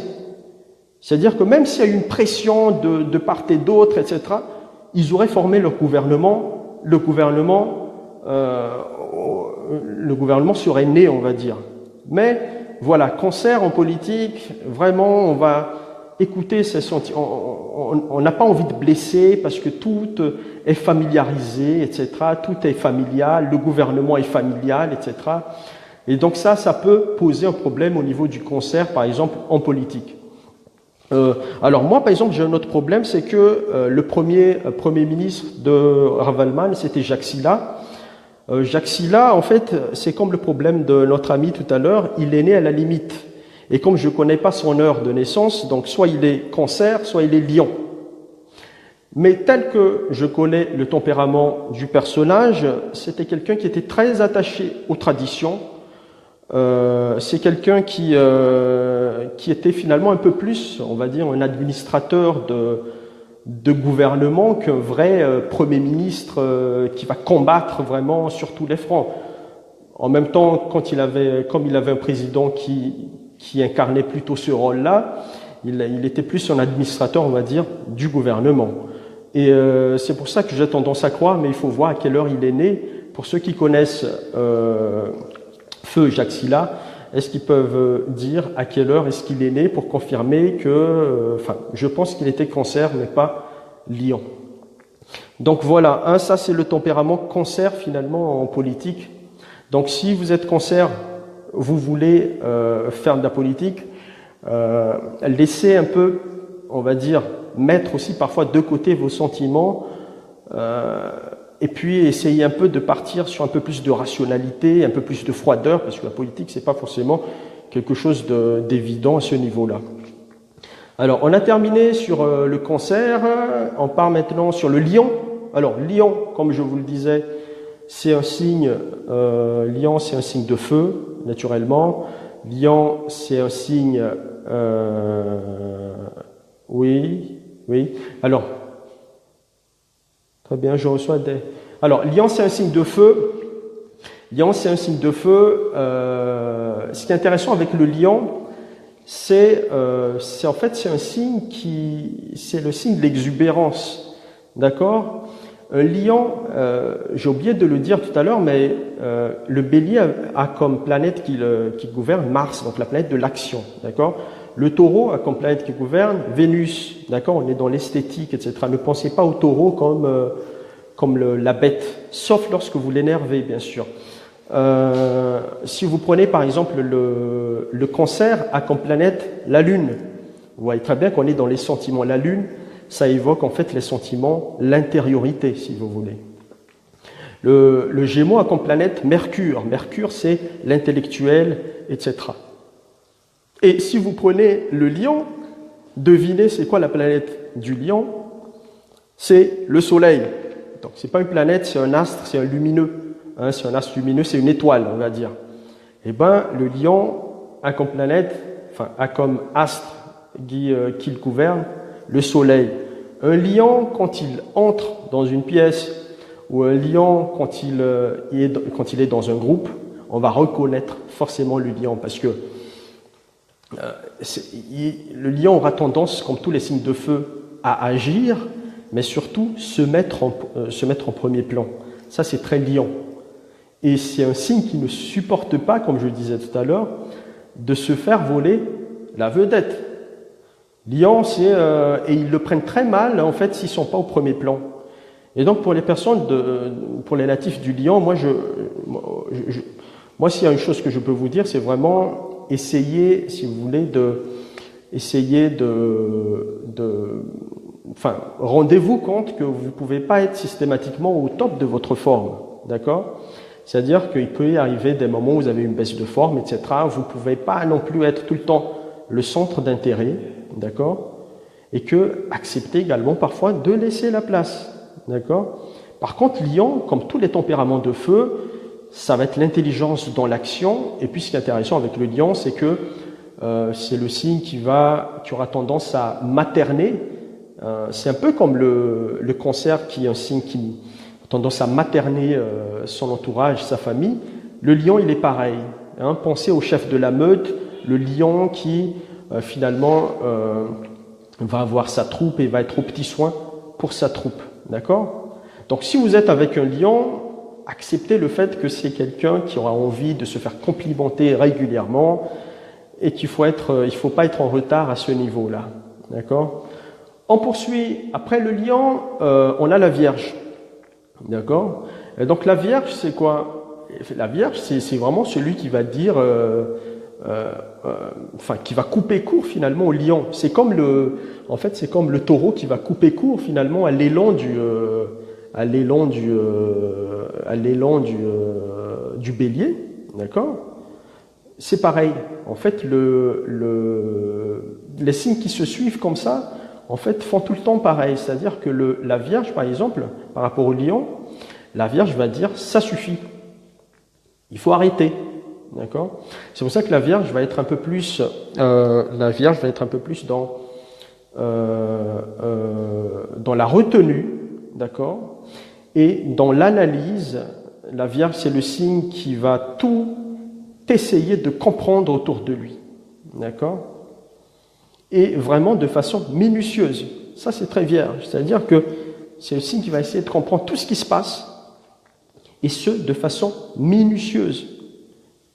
Mais ce qui est intéressant avec la Vierge, par contre, c'est que la Vierge, c'est le signe du service aux autres, par excellence. D'accord? C'est pour ça qu'on retrouve beaucoup de Vierges dans tout ce qui est éducation, dans tout ce qui est santé, etc. Parce que c'est un signe qui, d'une manière ou d'autre, va se retrouver à aider les gens, va se retrouver à apporter son aide. D'accord? Mais, par contre, comme tous les signes de terre de façon générale, que ce soit le taureau, le capricorne, la Vierge, c'est également le signe qui ne va pas vraiment aimer qu'on le bouscule, et surtout qui n'aime pas qu'on le surprenne. Ça, c'est très Vierge. C'est-à-dire que, voilà, j'analyse tout, etc. Je veux tout comprendre à l'avance, je veux tout savoir à l'avance, je programme tout, j'organise tout. C'est le signe qui va tout organiser. D'accord? Mais comme je disais, bien entendu, la Vierge, ça va être un signe mutable. Donc, c'est un signe qui s'adapte, et il y a ce qu'on appelle la Vierge folle, et la Vierge sage, donc qui peuvent finalement coexister au sein d'une même personne, d'accord? Alors, par exemple, en Vierge, Dans l'histoire des républiques, en vierge, on avait eu Victor Ramach qui était vierge. Il n'y avait pas eu beaucoup de vierges dans l'histoire des républiques de Madagascar. Alors, Coulroger était vierge. Coulroger était vierge. Il était médecin. Donc, comme je disais, le signe du service. On va aider les autres, etc. Et puis, c'est tout. Omer Berizik était vierge également. D'accord? Et on reconnaît la personne dans son caractère d'universitaire, puisque c'était un universitaire également. Donc, toujours dans cette idée de, finalement, d'apporter de l'aide, de la transmission du savoir, etc. Donc ça, c'est les seules vierges, finalement. Il n'y en a pas eu beaucoup. D'accord? Donc c'est ça, hein, c'est vierge, c'est ça. C'est un peu comme finalement le Gémeaux. C'est l'intellectuel qui prime. On va tout analyser, d'accord? On va tout organiser, on va tout essayer de comprendre, hein, de façon minutieuse, d'accord? Et puis la vie va aller comme ça, de cette façon, etc. D'accord? Donc, comme tous les signes de terre de façon générale, mais surtout comme le Capricorne, la Vierge va être un peu plus froide, d'accord? Un peu plus froide, malgré que ce soit un signe, comme on dit, un signe plutôt renfermé. En réalité, c'est pas vraiment un signe froid, c'est un signe plutôt, je dirais, renfermé, qui ne va pas, comme je le disais tout à l'heure, c'est le signe qui, au lieu de vivre ses sentiments, va plutôt analyser ses sentiments. D'accord? Ça, c'est très Vierge. Alors, on poursuit après la Vierge. Alors, tous les signes que je disais tout à l'heure, c'est-à-dire le Bélier, le Taureau, Cancer, Lion, Gémeaux, Vierge, en fait, c'est des signes qui, en fait, ont une certaine individualité. Alors, c'est tout à fait moi, mais à l'exception près, je ne me retiens jamais, je décharge en même temps que je sens quelque chose ne va pas. Justement, Toutzar, c'est pour ça qu'il faut analyser ton thème, parce que quand tu dis je décharge tout en même temps, je sais que quelque chose ne va pas, ça se trouve, tu as vraiment beaucoup de choses, par exemple, tu as beaucoup de planètes, par exemple, dans un signe d'eau, d'accord? Soit dans Poisson, je pressens un caractère de Poisson, un caractère de Scorpion, d'accord? Donc il faut analyser ton thème natal, puisque c'est ta façon également de vivre, c'est ta façon d'interagir avec ton environnement, d'accord? Donc voilà un peu le caractère de la Vierge de façon générale, hein. Alors, tout ça, c'est des signes, comme je le disais tout à l'heure, qui vont être un peu plus dans l'individualité, d'accord? Tout ce que je disais tout à l'heure, c'est des signes qui sont un peu plus dans l'indépendance, qui n'auront pas forcément besoin, je dirais, ardemment de gens autour d'eux, d'accord? Mais maintenant, on va rentrer dans des signes, si vous voulez, qui vont avoir une certaine facilité à composer avec les autres, d'accord?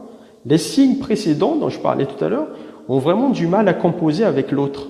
Hein, je parlais tout à l'heure d'altérité. Et ça marche, Toutzar, ça marche. Alors, l'altérité, c'est-à-dire que à partir de la balance, on va commencer à se rendre compte que à partir de la balance, on va commencer à se rendre compte que on n'est pas seul, d'accord, et qu'on a besoin des autres, d'accord. Donc, quoi de mieux que la balance pour incarner finalement ce changement de mentalité, on va dire, de caractère, on va dire, de point de vue par rapport à l'autre. Et la balance, c'est ça. Et bien entendu, la balance, c'est le signe, comme je disais, j'ai déjà évoqué la balance tout à l'heure avec Cyril, mais c'est l'esthétique, en fait, la balance. C'est, on va tout, on va dire, on va essayer de tout harmoniser, d'accord? Et c'est pour ça que c'est pas, finalement, dans l'histoire des républiques, c'est pas étonnant de voir que le premier président qui a été mis en place, après la colonisation, était Balance. Tout simplement parce que le Balance, ça va être celui qui va essayer de préserver les intérêts des uns et des autres. D'accord? Et Philbert Tsiran était Balance. D'accord? Et donc, en fait, mais comme je disais, Balance, c'est le signe de l'esthétique. Balance est gouverné par Vénus, c'est le signe de l'esthétique, c'est un signe qui va qui va vouloir harmoniser tout autour de lui, mais également ses relations. Mais le problème, c'est que Balance, ça va être vraiment un problème au niveau des prises de responsabilité. Si vous avez un enfant Balance, par exemple, apprenez-le dès le plus jeune âge vraiment à prendre des décisions, à aller à l'affrontement, à se rendre compte que la vie, c'est également des affrontements, des prises de responsabilité, etc. Parce que la Balance aura vraiment tendance à fuir les conflits. D'accord? Donc ça, il faut essayer de voir. D'accord? Si vous avez un proche Balance, etc., vous allez remarquer ça, que c'est vraiment le signe de l'esthétique. Bon, de façon générale, comme c'est gouverné par Vénus, l'esthétique, ça peut être les dessins également. Hein. Ça peut être, comme Cyril tout à l'heure, ça peut être la cuisine, etc. Tout ce qui est harmonie, ça peut être la musique, c'est de l'harmonie. On harmonise des notes, etc. Et Balance, c'est ça. Si on a tendance à dire d'ailleurs que si tout le monde était Balance sur Terre, le monde se porterait hyper bien. Mais le problème, c'est que après, on risque de ne pas trop avancer. D'accord? Donc ça, c'est important, Balance. Après la Balance, on rentre sur le signe du Scorpion. Alors, Scorpion, je le disais tout à l'heure, puisqu'il y avait un Scorpion qui avait posé des questions. Scorpion, ça va être un signe d'eau. D'accord? Ça va être un signe d'eau, donc c'est un signe intérieur qui va ressentir des choses, qui va bouillonner de l'intérieur. D'accord? C'est le signe, comme je le disais tout à l'heure, de la destruction pour la reconstruction. D'accord? C'est-à-dire que les changements se font vraiment difficilement pour les scorpions. D'accord? Les personnes scorpions, de façon générale, auront tendance vraiment à fouiner complètement, à aller vraiment au fond des choses avant d'agir, d'ailleurs. Et c'est pour ça que je disais tout à l'heure, encore une fois, puisque je me répète, les scorpions, c'est des signes qui sont vraiment les meilleurs de tout le zodiaque à effectuer des changements, finalement, sur le long terme, d'une part, puisqu'il faut analyser en profondeur pour comprendre et agir, d'accord? Donc, on n'agit pas de façon superficielle, hein, on agit en profondeur, on agit sur les causes, d'accord? Mais surtout, Scorpion, c'est vraiment de grands changements, de grands bouleversements sur le long terme et à grande échelle, d'accord? Eh bien, devinez, hein, lequel de nos présidents de la République était Scorpion? Eh bien, Didier Ratsirk était Scorpion. Alors, Didier Ratsirk était Scorpion. On peut dire tout ce qu'on veut, hein, on peut dire tout ce qu'on veut du personnage, il n'en reste moins que c'était quelqu'un de très charismatique, etc. Mais surtout, c'est quelqu'un qui a apporté, mais vraiment énormément, hein, dans l'histoire de Madagascar. D'accord? On doit par exemple à Didier Ratsirk le 1 EPP par Fouktan, d'accord? Il a mis en place un EPP par Fouktan. D'accord? Un CEG par Firesne, qui est devenu ensuite commune, un CEG par Fressen. On lui doit une université par province. D'accord? On peut citer tout ce qu'il a fait. Hein. Je vous invite à aller voir sa vidéo sur YouTube sur son livre, dernier livre qui était sorti. Mais là, il défend son bilan, mais son bilan, il est énorme quand même, quoi que l'on veuille. D'accord? Il est énorme son bilan. La malgachisation, par exemple, il le défend, mais il a dit que c'est peut-être sur la forme qu'il y a eu un problème, etc.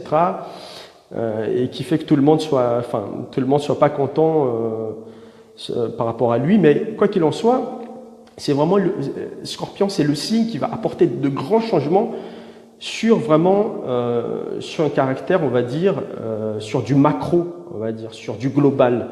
Regardez Hitler, par exemple. Je ne défends pas le personnage, mais Hitler était Scorpion.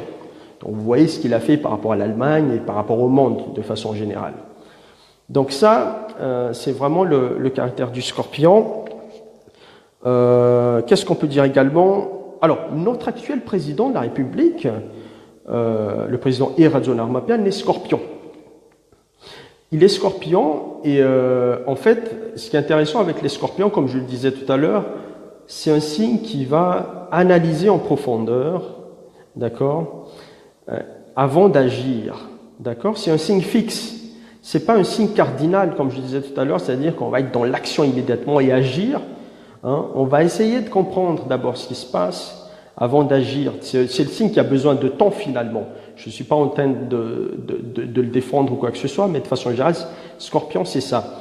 On agit en profondeur, donc on essaie de comprendre ce qui se passe en profondeur pour ensuite agir en profondeur. Donc il faut du temps finalement au Scorpion pour agir. Ça c'est de façon générale très Scorpion. Et bien entendu, Scorpion est en fait gouverné par une planète qu'on appelle Pluton, d'accord.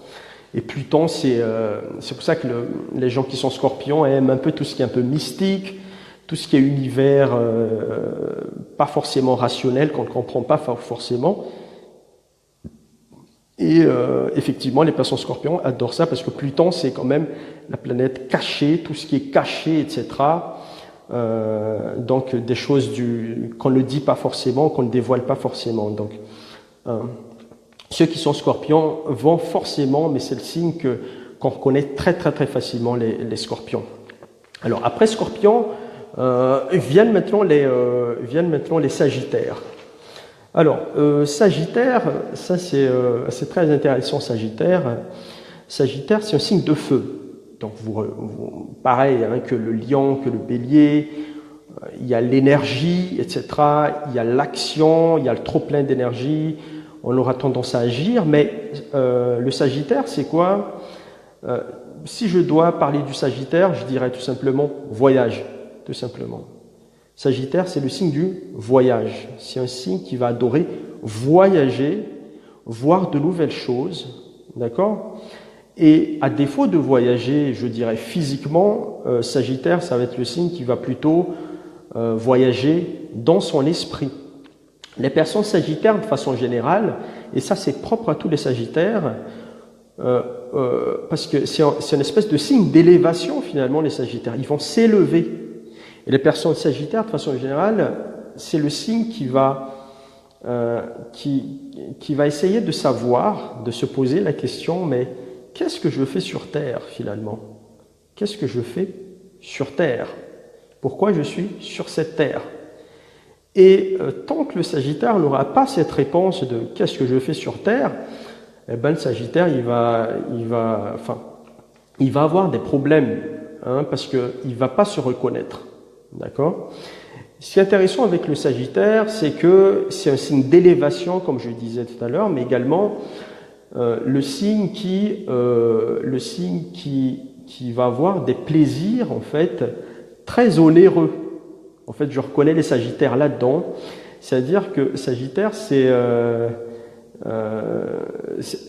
un peu comme le Taureau, c'est-à-dire c'est un bon vivant, mais c'est quelqu'un qui vit sa vie vraiment d'une façon un peu effrénée, d'une façon également très onéreuse. D'accord? C'est pour ça que si vous êtes Sagittaire, ou si vous avez par exemple une lune en Sagittaire, vous faites gaffe parce que vous allez aimer les plaisirs de la vie, d'accord? Et le premier plaisir de la vie, en fait, c'est quoi?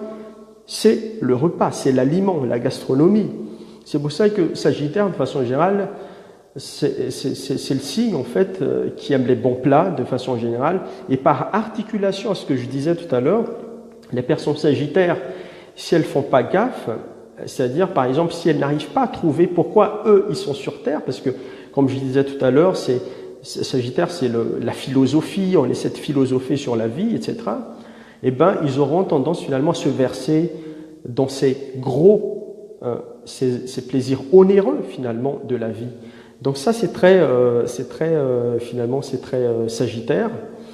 Sagittaire également, c'est le signe finalement de l'élévation, comme je le disais tout à l'heure. Et quand on me dit Sagittaire, moi, j'aurais tendance vraiment à penser comme une espèce d'un joueur d'échecs, en fait. C'est un joueur d'échecs qui va finalement faire bouger des blocs. D'accord? Sagittaire, c'est ça. C'est un joueur d'échecs qui va faire bouger des blocs, en fait. Dans l'histoire des républiques malagasy, on avait un Sagittaire, Giwili Razanama, c'était Sagittaire, et on reconnaît surtout Giwili Razanama comme celui qui, en fait, avait négocié ce qu'on appelle les accords de Mahambu. d'accord, les accords de Mahimbe, où il a fallu négocier pour sortir Madagascar de ces velléités finalement d'État fédéré de l'époque de Ratsirek, d'accord. Et donc en fait, ça c'est très sagittaire, c'est-à-dire que ils sont beaucoup dans la philosophie, c'est un signe de feu, donc bien entendu comme tous les signes de feu, il y a l'idée de charisme également à travers l'action, d'accord. Et puis voilà. Donc Sagittaire, c'est ça. On reconnaît vraiment Guy Uli Razalamas dans son caractère de Sagittaire à travers cette facilité finalement de négociation, et que c'est la personne qu'on a vraiment dépêchée pour sortir Madagascar finalement de ce problème-là. À part lui, Sagittaire, Francis Cravoun par exemple, Francis Cravoun qui était le premier, premier ministre finalement de Zaffelberg. Et là, vous voyez tout de suite, encore une fois, l'affrontement taureau, parce que finalement le président donc était taureau et Francis Cravoun était Sagittaire, d'accord. Et là, tout de suite, vous voyez le signe du terre-à-terre, des plaisirs simples de la vie, etc., et l'opposition par rapport finalement au Sagittaire qui est l'élévation, le charisme, etc., et un peu finalement peut-être, pas forcément dans le mauvais sens, mais un peu joueur d'échecs en fait finalement. Mais par contre, j'ai oublié de le dire tout à l'heure, mais les Sagittaires en fait, c'est important pour eux quand même de comprendre une chose, c'est que il faut qu'ils retombent finalement de leur piédestal. On reproche souvent aux Sagittaires de ne pas connaître finalement, je dirais, ce qui se passe finalement en réalité, ce qui se passe sur le terrain, d'accord. Donc si vous êtes du signe du Sagittaire, essayez vraiment de vous imprégner finalement de ce qui se passe sur le terrain. Ça c'est quelque chose de très important, et vous pourrez aller loin en étant vraiment au courant de ce qui se passe finalement sur le terrain. Alors, et justement, il y a eu ce bras de fer finalement, Francis Cravoun, puisque pour ceux qui se rappellent, Francis Cravoun, c'est quand même le premier président, c'est le premier président, en fait, c'est le premier Premier ministre de l'histoire des républiques à avoir été on va dire, proposé par le Parlement. D'accord? Ce n'est pas le président qui l'a mis en place, c'est le Parlement. Donc c'est le Premier ministre issu du Parlement, ceux qui avaient bien entendu posé problème, etc., puisqu'ils se sentaient en force finalement. Et si on se rappelle bien, c'est bien sûr ce qui a amené le président Zaffelberg à l'époque à consulter, d'accord? Il avait consulté pour justement changer ce système et faire en sorte que c'est lui qui nomme finalement, et que le Premier ministre vienne de lui qui nomme le Premier ministre. C'est ce qu'il a fait lorsqu'il a mis ensuite Emmanuel Rakotovaïne comme Premier ministre, et puis c'est ce qui a fâché le Parlement, et ainsi de suite, pour amener finalement à son empêchement. D'accord? Mais ça, c'est très Sagittaire. Hein. Sagittaire, encore une fois, c'est le signe d'air, c'est un signe mutable, donc encore une fois, non, c'est un signe de feu, pardon, c'est un signe mutable, donc on va être vraiment dans cette adaptation, on va être vraiment dans l'idée que peu importe le politique, peu importe le bord politique de la personne qui est en face de moi, je vais vraiment, je vais vraiment m'adapter, d'accord? Je n'ai pas forcément, je peux avoir mes propres convictions, je dirais, politiques, mais je peux m'adapter à n'importe. C'est pour ça qu'il faut, encore une fois, comme je le disais tout à l'heure, faire gaffe aux signes mutables en politique, d'accord? Il faut bien essayer de les comprendre. C'est pas forcément une mauvaise chose. Hein. Alors, voilà ce que je peux dire sur le Sagittaire en politique. Voilà, Marc Ravalman, par exemple, était Sagittaire, d'accord? Marc Ravalman était Sagittaire, et c'est pareil, Marc Ravalman est Sagittaire en politique. Vous voyez que Sagittaire, c'est un signe mutable. Donc en politique à Madagascar, c'est les signes mutables qui amènent les changements, d'accord? Lorsque Marc Ravalman est arrivé après Didier Ratsirk, ou lorsque Andrade est arrivé après Ravalman, Andrade étant un signe également mutable, d'accord? Donc il y a vraiment cette capacité d'adaptation, cette idée de changement, cette élévation par rapport à la situation et chez les Sagittaires, le joueur d'échecs en politique. Voilà ce que je peux dire sur les Sagittaires de façon générale. Alors, on va continuer sur après le Sagittaire, on a le Capricorne. Alors, si vous permettez, je vais arranger un peu un instant, s'il vous plaît.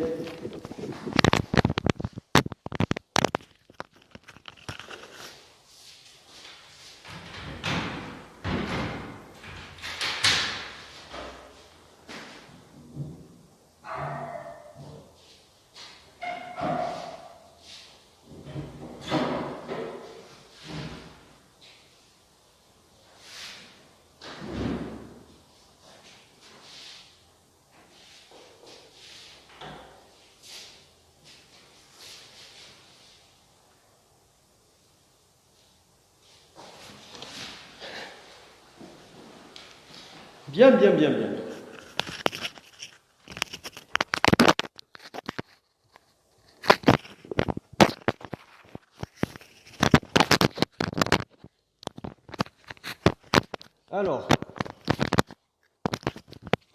Alors, comme je disais tout à l'heure, malheureusement en politique à Madagascar, on n'a jamais eu de Capricorne.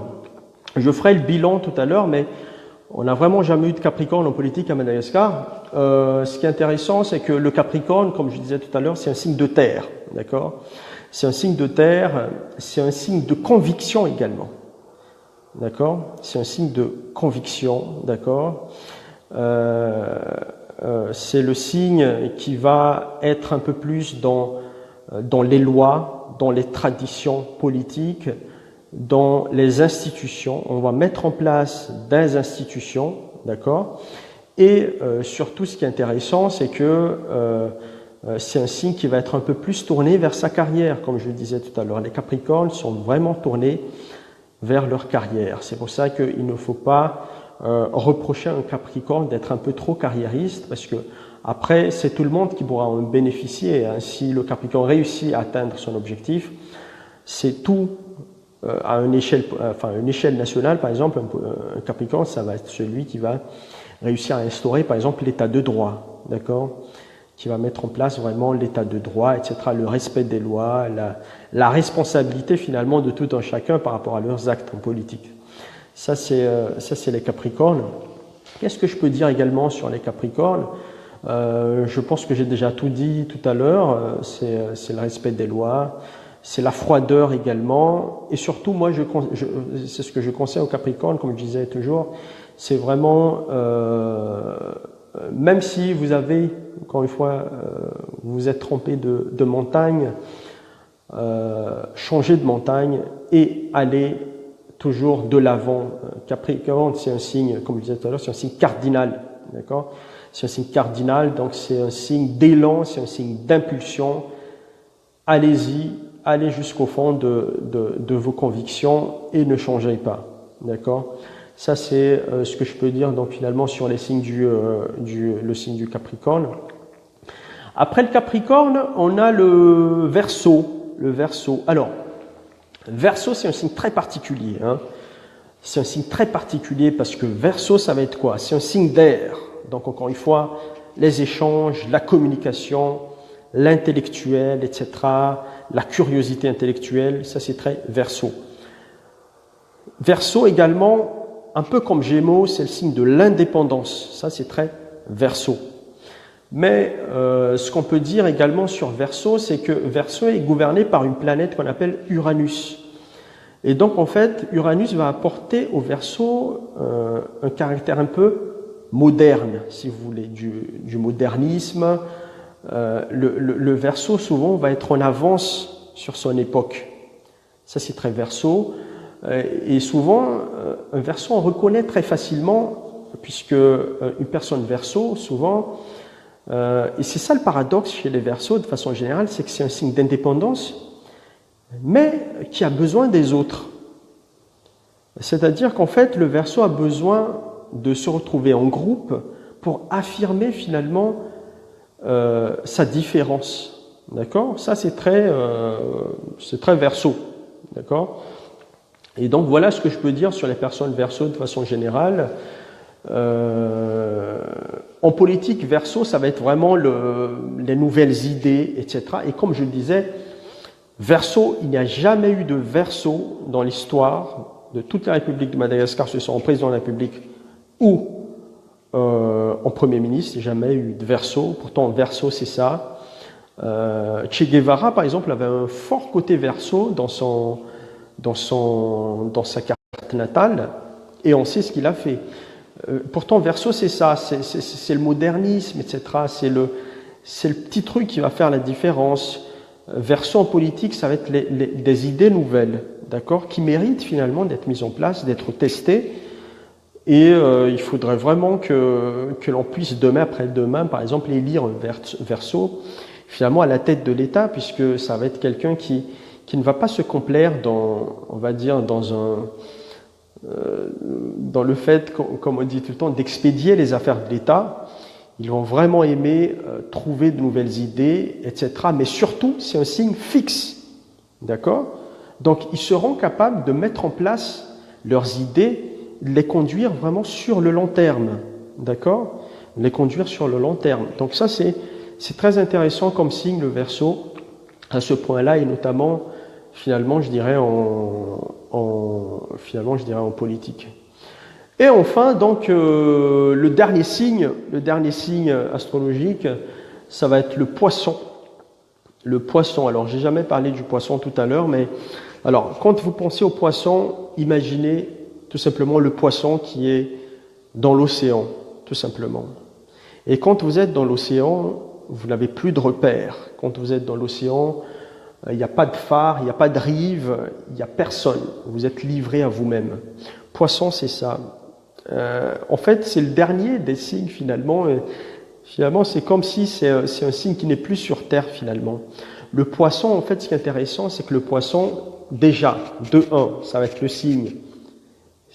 Pour moi, le Poisson, c'est le signe le plus haut de tous les signes.